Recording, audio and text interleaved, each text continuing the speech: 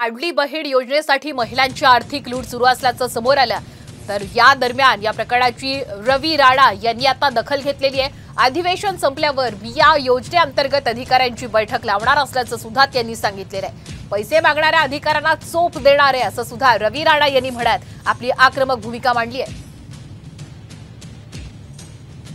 मुख्यमंत्री लाडकी महिला योजना जी आहे ती चांगली योजना आहे। मुख्यमंत्र्यांनी एक मोठं पाऊल अमरावतीच्या महाराष्ट्राच्या महिलांसाठी उचललेलं आहे। मेलघाट सारख्या आदिवासी भागामध्ये सुद्धा महिलांना जो त्रास होत आहे त्या संदर्भात तिथल्या तहसीलदारांशी बोललो, जिल्हा अधिकाऱ्यांशी सुद्धा बोललो की वेगळ्या तालुक्यामध्ये महिला ज्या उत्पन्नाच्या दाखल्यासाठी जात आहे त्यांच्यासाठी सेपरेट काउंटर करा। आता अधिवेशनानंतर गेल्यानंतर मी कलेक्टरकडे बैठक लावणार आहे। जे अधिकारी कुठल्या प्रकारचं चुकीचं काम करतील त्यांना चोप सुद्धा मी देणार आहे।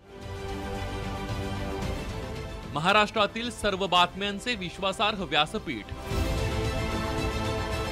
सकाळच्या सर्व सोशल मीडिया प्लॅटफॉर्मला लाईक, फॉलो आणि सबस्क्राइब करा। तसंच सर्व नोटिफिकेशनसाठी बेल आयकॉन प्रेस करायला विसरू नका।